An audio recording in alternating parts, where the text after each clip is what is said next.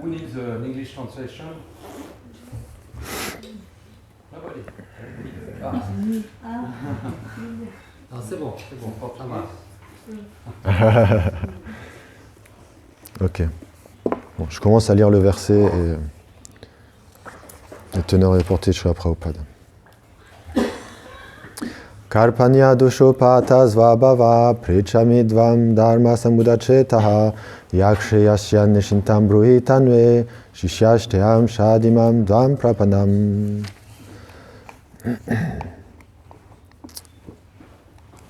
Le verset et teneur est porté par Srila Prabhupada qui Une défaillance mesquine m'a fait perdre mon sang-froid et me rend confus quant à mon devoir. Indique-moi donc précisément la meilleure voie à suivre. Je suis à présent ton disciple et m'en remets entièrement à toi. Veuille m'instruire, je t'en prie. Teneur est porté. Les voies de la nature sont telles que l'agencement complexe des actions matérielles nous plonge tous dans la perplexité. À chacun de nos pas surgissent de nouvelles incertitudes. Il est par conséquent indispensable d'approcher un maître spirituel authentique qui puisse nous guider vers le but de l'existence. Tous les textes védiques nous recommandent l'approche d'un tel maître afin de nous sauver des dilemmes qui naissent malgré nous, comparables à ces feux de forêt qui jaillissent spontanément. Même si personne ne le souhaite, des incendies se déclarent, nous rendant perplexes. La vie en ce monde va toujours nous plonger automatiquement et indépendamment de notre volonté dans une certaine confusion. C'est pourquoi la sagesse védique nous invite à trouver une solution aux embarras de la vie et à acquérir cette science auprès d'un maître spirituel appartenant à une succession disciplique. Le disciple d'un maître spirituel authentique est censé acquérir une parfaite connaissance. Il est donc préférable, plutôt que de rester irrésolu, d'approcher un tel maître. Telle est la teneur de ce verset. On pourrait se demander qui la nature matérielle peut-elle bien rendre perplexe ? Tout simplement celui qui ne résout pas le problème de l'existence. La brigade Aranyaka Upanishad le décrit en ces termes. Yova etad aksharam argi avidi vastam lokat praititsa kripana. Est tenu pour mesquin et avaricieux, kripana, l'individu qui ne cherche pas à résoudre les problèmes de l'existence tel un être humain et quitte ce monde comme le ferait un chat ou un chien, sans avoir compris la science de la réalisation spirituelle. La forme humaine est un atout indispensable, inestimable, pour qui l'emploie à résoudre les problèmes de l'existence. Celui qui ne profite pas de cette opportunité est un kripana. Le brahmana, par contre, se sert intelligemment de son corps pour apporter une solution à l'ensemble des problèmes de l'existence. Ya etad aksharam gargi vidit vasmai lokat praiti sa brahmana. Brihad Aranyaksa Upanishad 3, 8, 10. Les kripanas ont une conception purement matérielle de l'existence. Ils passent leur temps à éprouver des sentiments excessifs pour les membres de leur famille, leur société, leur patrie, etc. Ils s'attachent à leurs femmes, à leurs enfants, à leurs proches sur la base des liens de leur chair. Les kripanas croient qu'ils peuvent préserver de la mort les membres de leur famille, ou que ceux-ci, ou même encore la société, le leur rendront en les protégeant à leur tour à l'instant de la mort. Cet attachement existe aussi chez les animaux, qui prennent également soin de leurs petits. Arjuna est intelligent. Il peut comprendre que son affection pour les membres de sa famille et son désir de les protéger de la mort sont à l'origine de sa perplexité. Bien qu'il ait conscience de son devoir de guerrier, une faiblesse mesquine l'empêche d'agir. C'est pourquoi il demande au maître spirituel suprême, Krishna, de lui donner une solution définitive. Il se propose désormais d'être son disciple et souhaite mettre un terme aux conversations amicales. Un maître et son disciple échangent toujours des propos sérieux. C'est donc avec beaucoup de sérieux qu'Arjuna veut s'adresser au maître spirituel qu'il s'est choisi. Krishna est le maître spirituel originel, le premier à exposer la science de la Bhagavad Gita, et Arjuna le premier disciple qui la comprend. Bien que la Bhagavad Gita elle-même indique ce qui va permettre à Arjuna de saisir son message, certains commentateurs profanes, insensés, professent que ce n'est pas à la personne de Krishna qu'il faut s'en remettre, mais plutôt au non-né, dont Krishna n'est que la manifestation externe. Il n'y a pas de différence entre les aspects internes et externes de Krishna. Aussi, quiconque pense pouvoir appréhender le message de la Bhagavad Gita sans même connaître cette notion n'est qu'un insensé. Srila Prabhupada ki jai. Om Gyani Timrandasya Gyana Jana Sarakaya Satchurum Militom Yena Tasmai Shri Gurave Namaha. Namam Vishnu Padaya Krishna Preshtaya Bhutare Srimate Bhaktivedanta Swaminiti Namine Namaste Sarasvati Devi Gauravani Pracharine Nirvishesha Sunyavadi Pachacha Deshatarine Jai Shri Krishna Chaitanya Prabhu Nityananda Shri Advaita Gadadha Shivasadi Gaura Bhakta Vrinda Hare Krishna Krishna Krishna Hare Hare Hare Rama Rama Rama Hare Hare. Okay. So, avec votre permission et votre bénédiction, il faut peut-être dire quelque chose sur ce verset. J'ai pris quelques notes. On va voir ce que ça va donner. Donc Prabhupada, au début du verset, il nous dit que ce monde est rempli de perplexité. Je ne sais pas si vous êtes déjà rendu compte à travers votre propre vie. On est toujours... il y a toujours dans ce monde quelque chose pour nous rendre perplexes.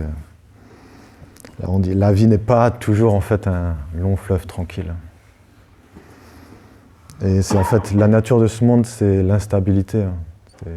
Ce monde, les choses sont temporaires et toujours changeantes.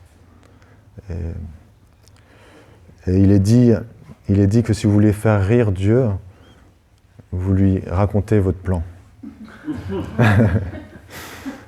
Donc c'est pour expliquer qu'en fait, peu importe le plan qu'on fait, on le sait bien, ça aboutit jamais vraiment au résultat qu'on s'attend. Et ce monde toujours, peu importe qu'on obtienne ce qu'on veut ou qu'on n'obtienne pas, on est perplexe sur le résultat. Et que ce soit au niveau collectif, on peut voir dans ce monde, que soit des guerres, soit des épidémies, soit des révolutions ou des mouvements sociaux qui viennent. On s'y attend pas, mais ils viennent d'eux-mêmes. Et nos plans sont mis à la poubelle. Ou alors individuellement, on peut voir, on se dit je vais passer toute ma vie avec telle ou telle personne, et au final, ça se passe pas toujours comme ça. Et là, on peut voir que Arjuna, il est dans une situation très perplexe, dans laquelle il est sur un champ de bataille et les membres de sa famille sont des deux côtés. Son devoir, c'est de combattre. Donc on peut dire que c'est une situation extrême, mais on va tous, plus ou moins, traverser des situations extrêmes dans notre vie. Par exemple, la vieillesse, la maladie et la mort sont des choses qui sont inéluctables, c'est inévitable. Donc le message de la Bhagavad Gita, c'est comment est-ce qu'on peut traverser. Quelle est l'attitude, quelle est la bonne attitude à prendre lorsque ça vient à notre porte. Et il y a une fable de La Fontaine qui explique que lorsque ces tests viennent, lorsque ces tempêtes viennent, quelle est la bonne attitude. Je ne sais pas si vous avez une idée. Exactement. Donc, le chêne et le roseau. Donc, tu veux expliquer le chêne et le roseau, l'histoire ? Okay. Donc, le chêne, il était très, très fier, très orgueilleux devant le roseau. Et il disait au roseau, regarde comment je suis fort. Peu importe combien il y a de vent, peu importe les tempêtes qui viennent, je reste toujours droit, je suis toujours très fort et il ne m'arrive rien. Et toi, à la moindre brise, tu te plies en fait. Et le roseau, il restait humble Mais un jour, une grosse tempête est venue qui a déraciné le chêne. Mais le roseau, comme d'habitude, il pliait, il est resté sur place. Donc on peut voir dans le premier chapitre de la Bhagavad Gita, Arjuna, il prend cette attitude un peu du chêne. Il essaye de s'en sortir par lui-même, il essaye de s'en sortir par son propre intellectuel, il essaie de s'en sortir par ses propres sens. Et on a déjà tous essayé un peu de s'en sortir par soi-même, et on voit que c'est pas facile. On est un peu tous, un peu dans la première partie de la Bhagavad Gita où on essaie de s'en sortir par soi-même, mais Arjuna, là, il nous montre comment devenir intelligent. Et est-ce qu'on est assez fort pour admettre qu'on n'est pas assez fort? C'est là où commence l'intelligence.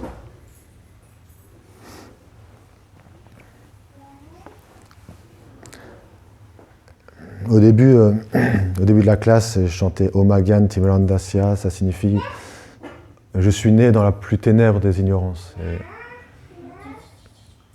Si on est honnête avec nous-mêmes, si on est sincère, on sait qu'on vient, on est dans cette ignorance, on est né dans cette ignorance et on n'a aucune connaissance. Les connaissances viennent de nos parents ou alors de professeurs qui eux-mêmes sont nés dans l'ignorance. Et il y a une histoire d'un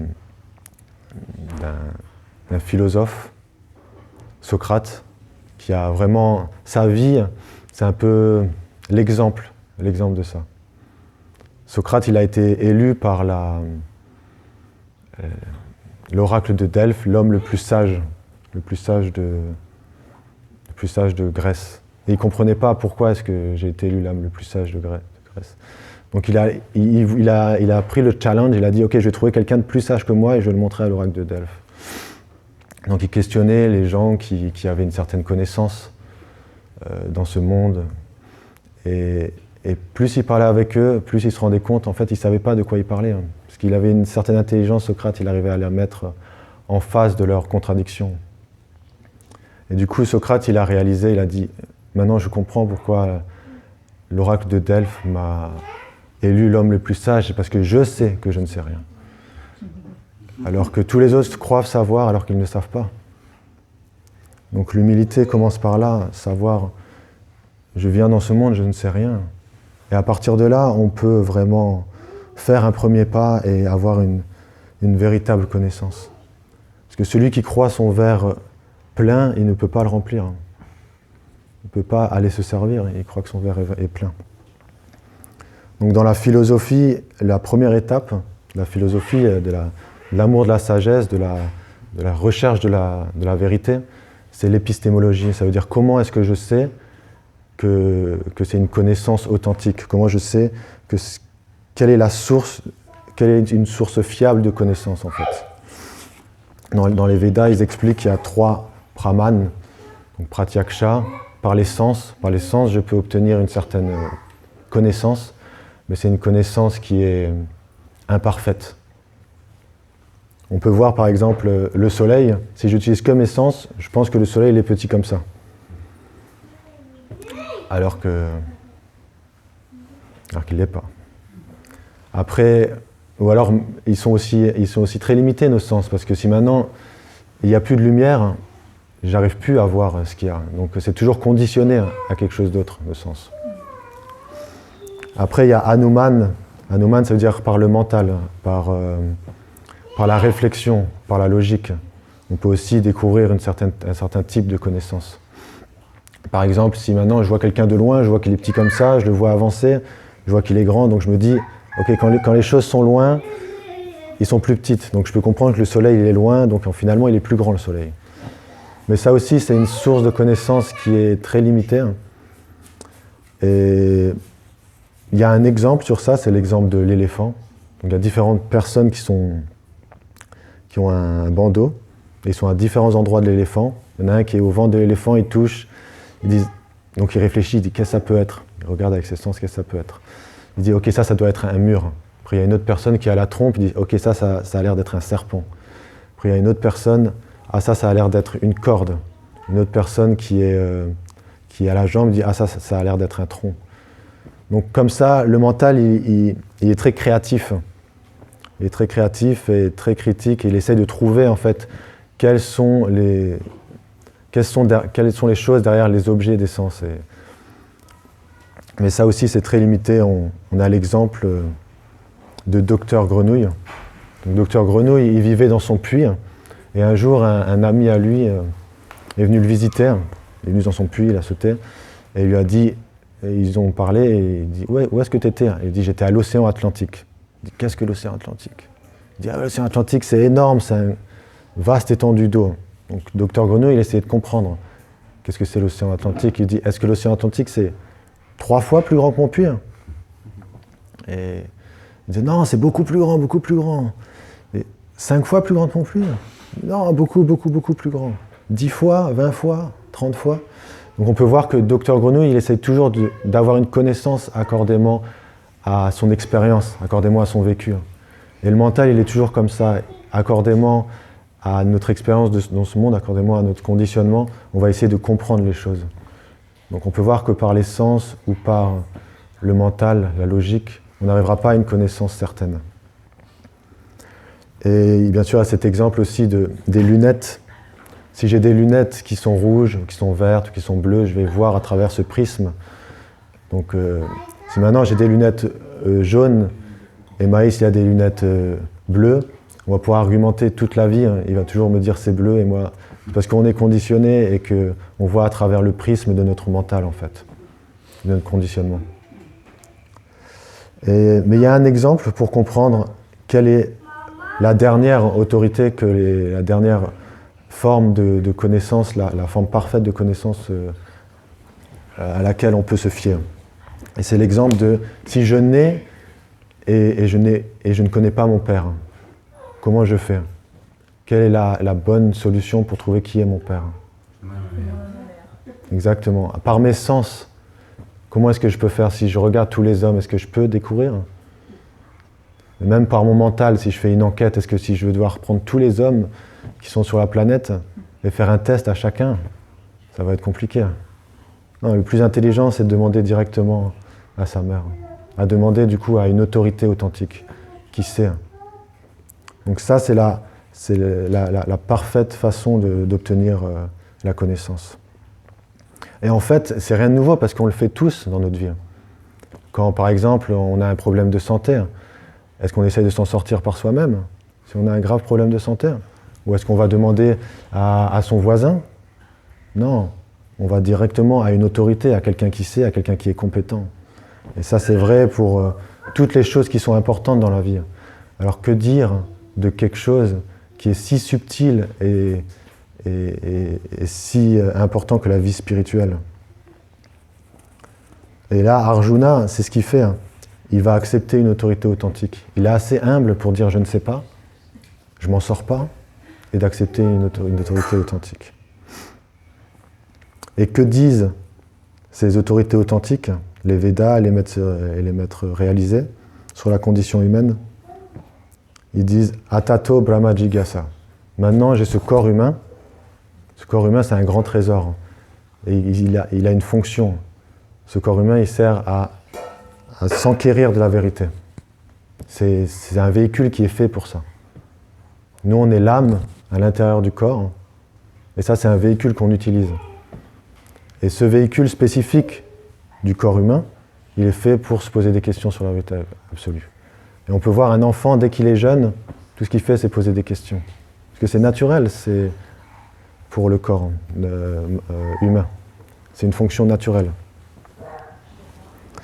Et si Prabhupada, il explique dans sa teneur reportée que si on ne prend pas avantage de ça, on est un avare, kripana. Parce qu'on a une grande richesse, ce corps matériel, et on ne l'utilise pas. Donc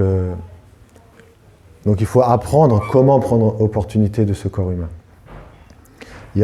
Si maintenant j'ai un téléphone, on a tous un téléphone portable de nos jours, on sait bien l'utiliser, peut-être pas toujours comme il faut, mais on sait l'utiliser. Mais si je remonte il y a 200 ans et je donne mon téléphone portable à une personne, il ne va même pas pouvoir l'allumer. Qu'est-ce qu'il va faire avec le téléphone portable? Au mieux, il cassera une noix avec et il dira « bon, c'est la seule chose que je peux faire avec ». Donc, si on n'a pas de connaissance de la technologie de ce corps, comment est-ce qu'on va l'utiliser à bon escient? Et ça, c'est ce que maintenant Krishna, maintenant que Arjuna a été humble, assez humble, ça va donner une autorité, c'est ce que cette autorité elle va donner. Comment utiliser bien son corps matériel, son corps humain. Et Arjuna, il ne s'abandonne pas à n'importe quelle autorité. Sinon, la Bhagavad Gita, ça fait longtemps qu'on la lirait plus. La Bhagavad Gita, elle a traversé les siècles. C'est un texte millénaire. Elle a été lue, encore maintenant, elle est lue par les plus grands esprits. Et c'est parce que Krishna, et c'est expliqué tout de suite par Vyasadeva, il est Bhagavan. Bhagavan, il est Dieu, la personne suprême, qui possède toutes les opulences. Et Arjuna lui-même, Arjuna qui Prabhupada expliqué, c'est le disciple parfait qui a réalisé la Bhagavad Gita. Arjuna lui-même, il va l'accepter ainsi.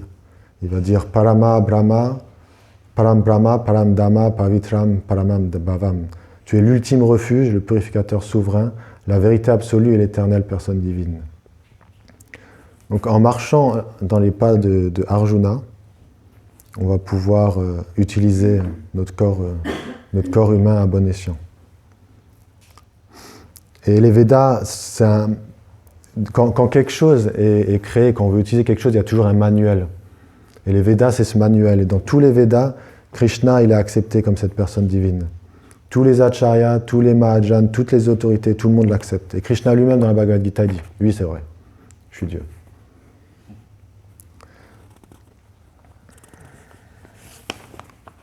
Donc, comment faire pour bien utiliser ce corps humain? Comment faire pour vraiment prendre opportunité? Dans la Svetasvara Upanishad, il y a cette métaphore sur la situation, en fait, sur notre situation. C'est expliqué que le corps, il est comme un arbre. Et dans cet arbre, il y a deux oiseaux. Il y a l'âme individuelle, nous tous, on est des âmes individuelles, et l'âme suprême, Krishna. Ces deux oiseaux qui sont dans l'arbre, dans le corps. Un de ces oiseaux va de branche en branche pour essayer de goûter les fruits de l'arbre. Donc certains sont souks, ils donnent du plaisir à l'oiseau, et certains sont douks, ils donnent du malheur à l'oiseau. Donc certains sont doux et certains sont amers, voilà, exactement. Et en fait, l'âme suprême, l'autre oiseau, il est le témoin. Il regarde nos activités, il enregistre tout. Et tout ce qu'il souhaite, c'est qu'un jour on se tourne vers lui. Parce qu'il voit qu'on ne va pas être heureux en mangeant les fruits de cet arbre. Donc tout ce qu'il souhaite, c'est qu'on se tourne vers lui. Mais Krishna, avant ça, je voudrais dire, je ne sais pas si vous connaissez la peinture de Michel-Ange sur la chapelle Sixtine, avec Dieu qui est représenté comme un vieil homme, et le Jiva, l'âme individuelle, qui est représenté comme Adam. Et ils essayent de se contacter, Dieu et l'âme, Dieu et Adam. Et on peut voir que Dieu, il s'étend de tout son long. Il est là, il veut contacter Adam. Et Adam, il est là, il est pas sûr, quoi. Il est là et il s'étend pas de tout son long. Donc en fait, cette peinture, elle représente le libre arbitre. Et il faut savoir que Krishna, il va jamais interférer avec ce libre arbitre. Jamais. Pour lui, c'est sacré. Le libre arbitre est très sacré. Donc c'est pour ça que jamais vous verrez au journal de TF1, au journal de 20h, breaking news, nouvelle, Dieu, on a trouvé Dieu, ça y est, c'est confirmé. Non. Parce que ça casserait le libre arbitre. C'est à nous de faire un pas vers lui. C'est notre responsabilité que de se révéler personnellement à lui, de faire un pas vers lui, de l'inviter en fait. C'est à nous de l'inviter. Et ça, c'est une démarche personnelle de l'âme entre l'âme et le Seigneur. J'ai lu récemment une citation que Gandharvika a partagée sur le groupe WhatsApp. Et j'ai bien aimé, je voulais te faire partager, c'est « La religion, c'est croire en l'expérience de quelqu'un d'autre, et la spiritualité, c'est vivre sa propre expérience. » Donc, si on veut vraiment vivre sa propre expérience, c'est ça, il faut qu'on fasse notre part d'être humble et de se tourner vers Krishna et de lui demander de l'aide. Et c'est une science à apprendre, la spiritualité. Donc Arjuna, il nous montre la voie directement au 2e chapitre. Et plus tard, au 13e chapitre, Krishna il va expliquer qu'est-ce que c'est la connaissance. Souvent, on croit que la connaissance, c'est une accumulation d'informations, ou c'est savoir comment bien utiliser cette information, ou des choses comme ça. Mais Krishna, c'est pas du tout ce qu'il dit dans qu'est-ce que c'est la connaissance. Il y a toute une liste, vous pouvez le lire. Mais là, il y a deux choses importantes qu'il dit au début de cette liste. C'est l'humilité et approcher un maître spirituel authentique. Donc ça, c'est le début pour avoir la connaissance. C'est 2 choses importantes.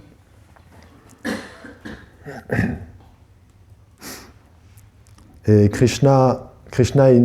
Arjuna, il nous montre la voie. On peut voir que Krishna, même dans la Bhagavad Gita, Krishna, il est très humble, parce que c'est pas que le disciple qui est humble.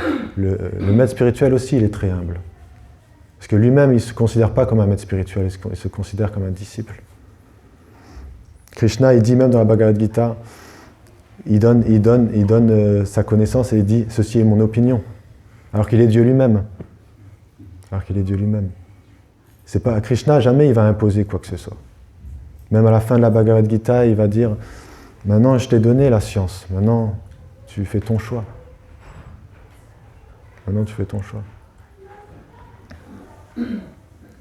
Et plus on s'approche de Krishna, et plus cette qualité d'humilité se ressort en fait.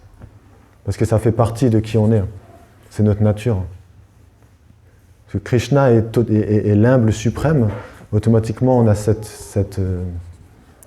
qualité d'être humble. Et plus on se purifie, plus on s'approche de Krishna, plus cette qualité grandit.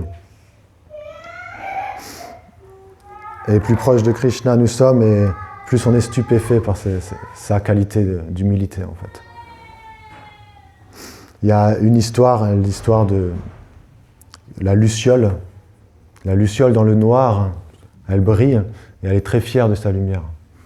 Très très fière de sa lumière. Mais plus le jour avance, plus le jour se lève, de moins en moins, de plus en plus elle se rend compte que sa lumière, elle n'est rien du tout. On peut comprendre que plus on s'approche de Dieu, plus on réalise notre relation avec Krishna, plus l'humilité elle devient naturelle. On voit les qualités de Krishna, on voit sa grandeur. Et tous les maîtres authentiques ont cette qualité de façon extraordinaire. Et dans le Chaitanya Charitamrita, il y a l'exemple de Rupa et Sanatana Goswami, ils avaient déjà toutes les qualités. Ils étaient déjà reconnus par tous en tant qu'érudits. Ils étaient ministres. Et ils étaient tellement qualifiés que celui qui était le Tcha, je pense, comment il s'appelait, le Tcha ? Ok. Il leur donnait tous les dossiers les plus importants. Ils étaient tellement qualifiés qu'il avait totalement confiance en eux. Mais quand ils ont rencontré Chaitanya Mahaprabhu, ils sont tout de suite mis à ses pieds. Ils sont tout de suite mis un brin d'herbe dans leur bouche, par humilité. Et ils lui ont dit « Qui suis-je ? Je ne sais pas. Dis-moi qui suis-je ? Je souffre dans ce monde, aide-moi. » Il nous montre par là quelle est notre attitude, comment on fait pour trouver une solution dans ce monde. Et non seulement ceci est le début de la vie spirituelle, mais c'est aussi son apothéose. Parce que l'humilité donne la connaissance, et la connaissance donne l'humilité. Une véritable connaissance donne toujours l'humilité.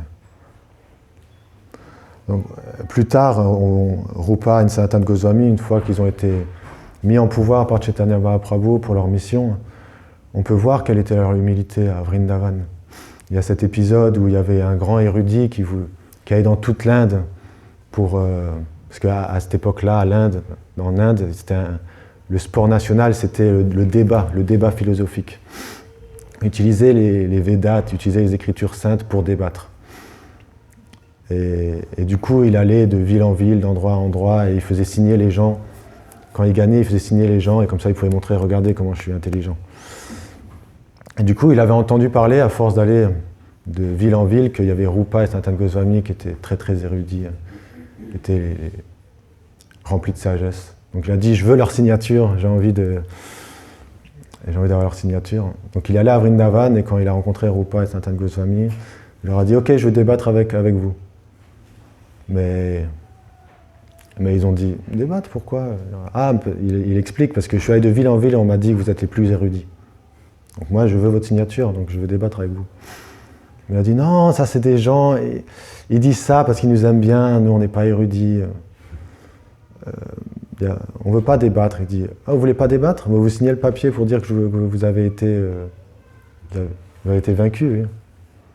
Et du coup, ils ont signé le papier, parce qu'ils n'ont aucun ego. Ils n'ont aucun ego. Et plus tard, Jiva Goswami a entendu ça. Et du coup, il est allé, parce que cet érudit, il a montré à Jiva Goswami, il a dit, t'as vu, tes oncles, ils ont signé le papier. Et il a tout de suite compris, Jiva Goswami, que par humilité, parce qu'il ne voulait pas...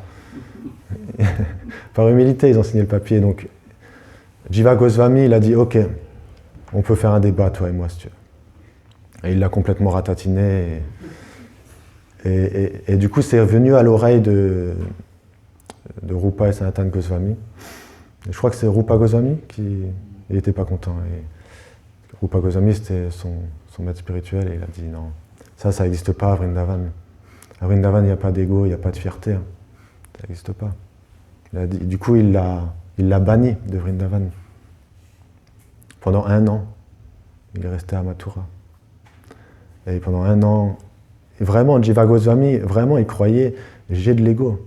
Il s'est dit, j'ai de l'ego. Et du coup, il était à Mathura et il essayait vraiment sincèrement de chanter Hare Krishna et de s'enlever ça. Mais on le sait que Jiva Goswami, il a fait ça seulement pour que ses oncles ne soient pas humiliés et que la connaissance spirituelle soit pas humiliée, en fait. Et donc plus tard, bien sûr, Sanatana Goswami a dit à Rupa Goswami, une des qualités des Vaishnavas, c'est Jiva Doya. Et il voulait lui dire, tu dois être miséricordieux envers Jiva Goswami. Donc on peut voir à travers ces 2 histoires que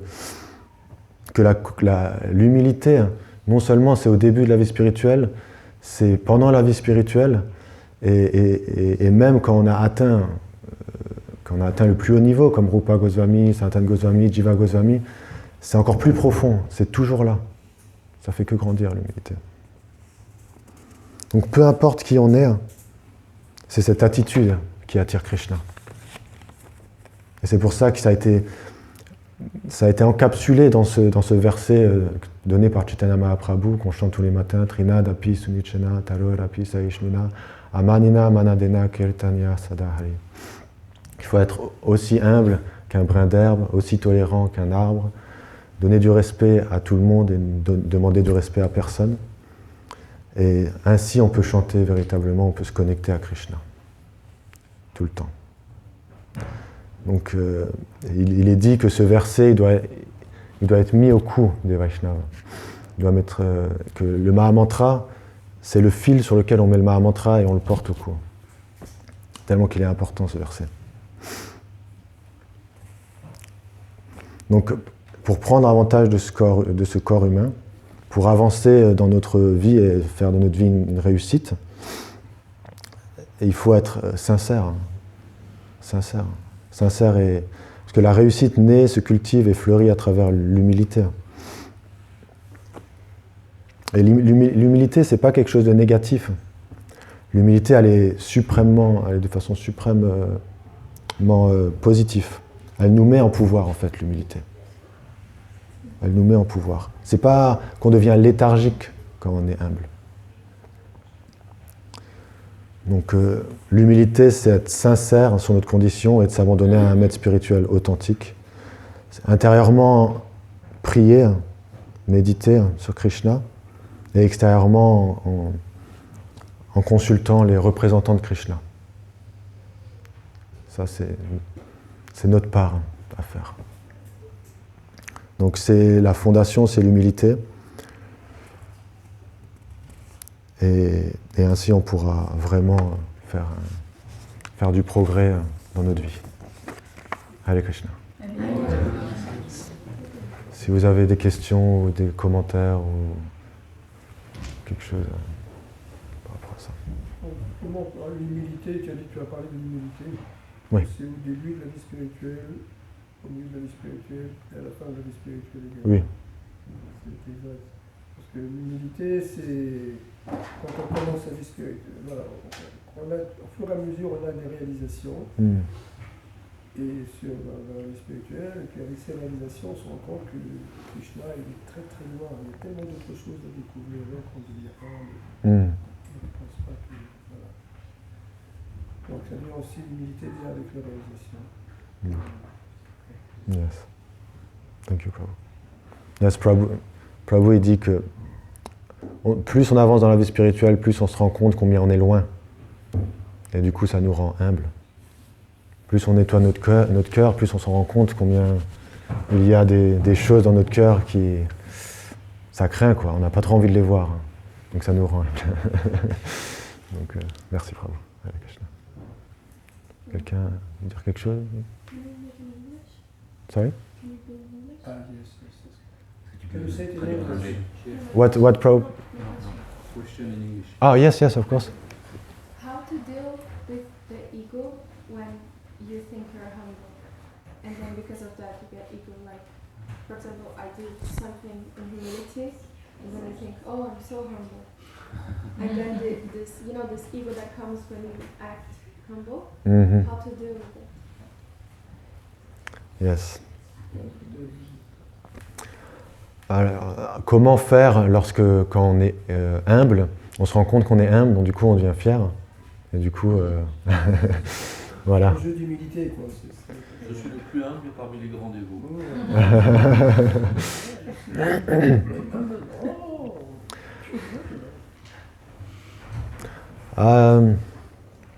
I answer in French.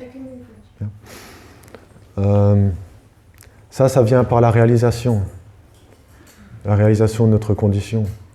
Krishna, si on chante le Mahamantra, et vraiment, on essaye sincèrement de regarder notre condition.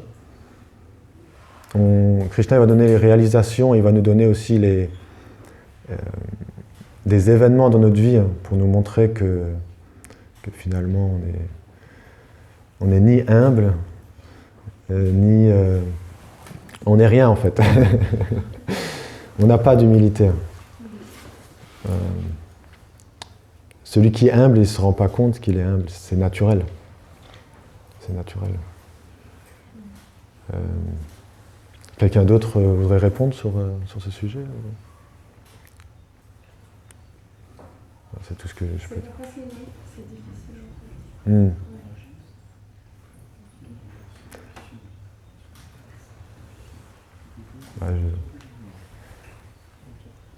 Quelqu'un a une autre question? Non? Je vais poser une question, mais là, comment on peut faire avec une pensée? Je réponds à ça, je pose la question. Comment on peut poser, qu'est-ce qu'on peut faire quand on a des pensées qui sont pas correctes, qui sont, voilà, qu'est-ce qu'on peut faire, vicieuses, ou qui nous continuent dans la tête? Qu'est-ce qu'on peut faire? Notre mental, qu'est-ce qu'on peut faire quand on a des pensées en fait impures? Voilà. Notre mental, il faut savoir que notre mental, ça c'est être sincère. C'est juste se dire oui, j'ai des pensées impures. Il faut être sincère. Ça ne veut pas dire qu'on le dit au monde entier, mais on le sait nous. Et du coup, c'est comme ça qu'on chante le Saint-Nom. On chante le Saint-Nom en se disant Krishna, quel est mon état? Je ne peux rien faire pour moi. Ça vient toujours. Je ne peux pas m'en débarrasser. C'est pour ça qu'il faut pleurer. Pleurer pour avoir la miséricorde de Krishna. Quand on se rend compte de ça, vraiment, on peut approcher Krishna et lui demander de l'aide. J'ai entendu un dévot qui s'appelait Giriraj Goswami, qui est un disciple en très bon good standing en ISKCON. Il nous avait dit que si Krishna nous révélait d'un coup ce qu'on est, on s'évanouirait. Ah oui, ouais, carrément. Et que comment dire, le processus de la conscience de Krishna, c'est comme faire bouillir une substance liquide, quoi, de l'eau. Mm. Et naturellement, il y a des bulles qui sortent. Donc des fois, on s'aperçoit sur des choses qu'on aurait pu avoir été, et c'est terrifiant, quoi. Ouais, bien sûr. J'ai pu faire ça, moi. Et en fait, j'ai entendu dire qu'on devait... C'était comme un nuage qui passe, on devait laisser vivre ces choses-là, passer devant nous ces choses-là, Mhm. sans y accorder trop d'importance. Bien sûr. Que ce soit une réalité quelque part. Oui, bien sûr. Mais si Krishna il nous montrait directement toute la noirceur de notre cœur, on abandonnerait tout de suite. Tout de suite. On serait découragé, hein, c'est sûr. Donc, ça vient petit à petit. Il faut s'accrocher et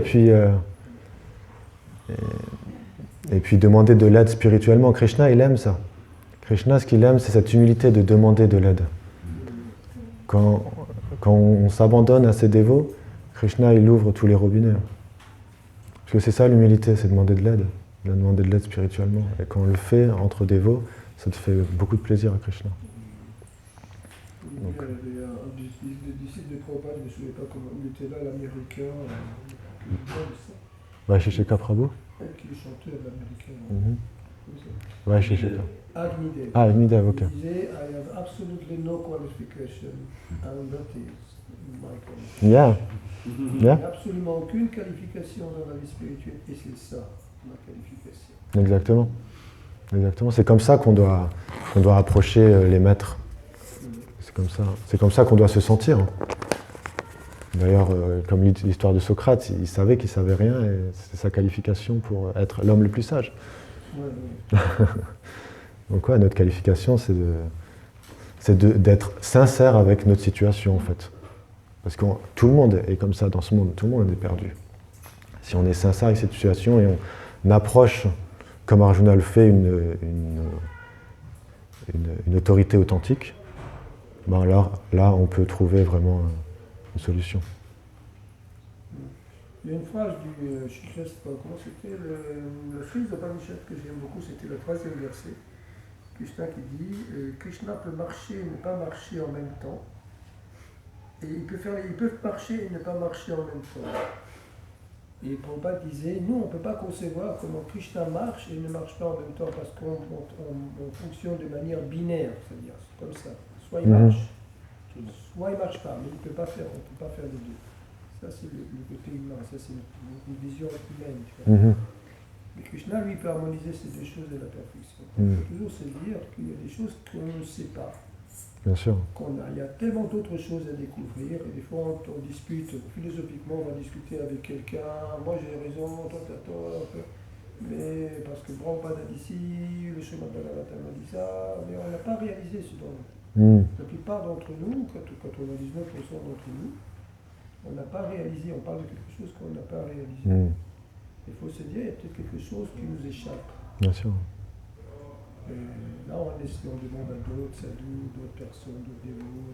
Là, on est sur Ouais, il faut toujours prendre refuge à une autorité.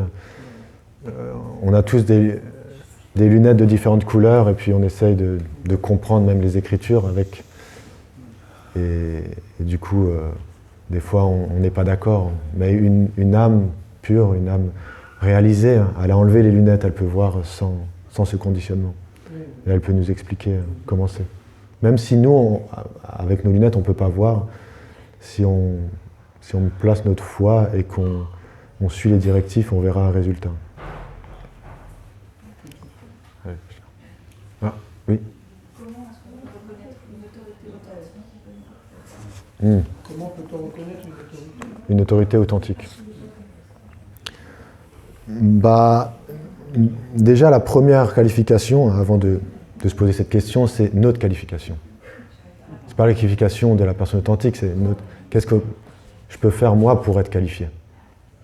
Et ça, c'est vraiment ce que Arjuna il nous montre. Être qualifié, c'est être sincère. être sincère avec notre situation. Donc avant de se poser la question, il faut se poser la question à nous-mêmes. Est-ce qu'on est qualifié pour rencontrer une telle âme? Est-ce qu'on est qualifié? Non, on n'est pas. Mais la qualification, comme Prabhu dit, c'est que j'ai aucune qualification. Donc quand on se rend compte de ça, déjà là, c'est déjà un bon point. Après, Prabhupada, il explique dans le verset qu'un deuxième point, c'est qu'un maître authentique vient toujours d'une lignée disciplique, authentique, toujours. Donc, dans les Védas, c'est expliqué qu'il y a 4 lignées discipliques. Donc, il faut vraiment voir est-ce que ce maître est attaché à une de ces lignées discipliques. Après, un troisième point, c'est que il a réalisé et il répète ce que les Écritures disent. Ça, c'est un troisième point. Donc, il faut aussi lire, connaître lire les Écritures et voir est-ce qu'il répète ce qui est dit dans les Écritures. Pas qu'il dise n'importe quoi. Tu vois. Et du coup, il faut poser des questions aux sadhus, poser des questions et lire les shastras pour savoir qui est un maître. Si ça diffère, ça veut dire qu'il y a un problème. Et puis aussi un maître authentique qui a vraiment réalisé la vérité, il a certaines qualités. Mais la qualité numéro 1, parce que cette question elle a été posée par je crois, John Lennon ou George Harrison à Prabhupada. Et comment on sait c'est qui est un maître authentique? Prabhupada, il a dit celui qui est addict à Krishna. Celui qui est addict à Krishna. Et à ce moment-là, John Lennon était addict à l'héroïne, donc il pouvait vraiment comprendre ce que ça voulait dire. Donc, addict à Krishna, c'est un maître spirituel authentique. Et ça, c'est ce que disent tous les Védas. Donc voilà, c'est...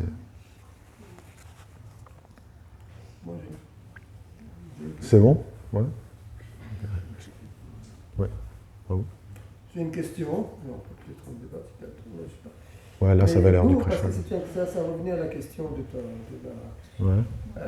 il y a des critères, c'est-à-dire des critères dans la maître spirituelle. Bon, on peut voir à la lumière de ce que notre maître spirituel dit. Maintenant, tu as plusieurs parents authentiques qui sont considérés comme authentiques. Et chacun, a sa manière de voir, si tu veux, a des critères pour définir. Chacune de ses parents a des critères pour définir ce qu'est la vérité. Et les critères de l'un, ça ne correspond pas forcément aux critères de l'autre. Mm-hmm. Alors là, ça devient intéressant, parce que ce n'est pas qu'ils ne sont pas authentiques, seulement ils ont une autre manière, un autre éclairage pour voir la vérité. Mais là, tu parles toujours des 4 sampradayas. Donc ils sont autorisés, donc il y a différents maîtres, donc il y a différentes lignées et différentes façons que le message est transmis. Donc, tant que ça fait partie des 4 sampradayas, c'est authentique. Mais après, il faut que le disciple ait réalisé ce que le maître lui a donné aussi. J'ai une compréhension, tu me dis ce que tu en penses. Peut-être on pourra parler au prashad, parce que maintenant tout le monde est enthousiaste à prendre prashad, je pense. Ok. Hare Krishna, merci à tous. Srila Prabhupada ki jai.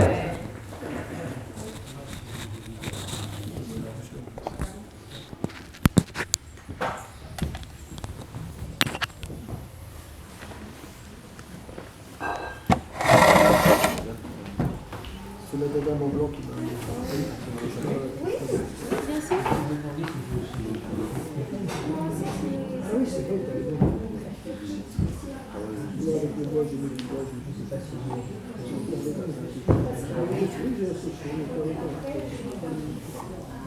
Machin qui sont pas derrière assez forts sur le critère. Ils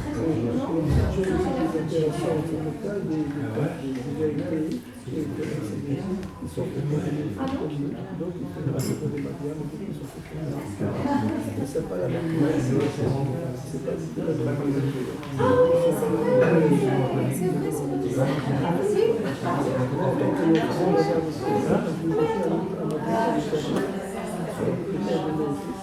parce que ça peut pas discuter vraiment.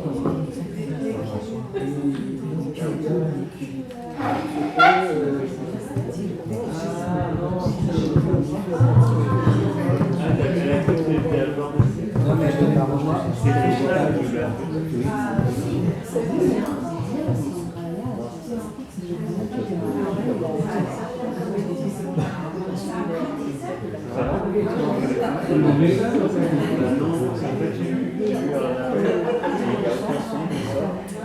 J'ai vu que c'était ton numéro, si je t'ai pas vous avez appelé quoi ça? Il n'y a pas de message. Il faut savoir aussi que chaque matériel a son travail, on a accepté tout à l'heure. Il a parlé, on a parlé,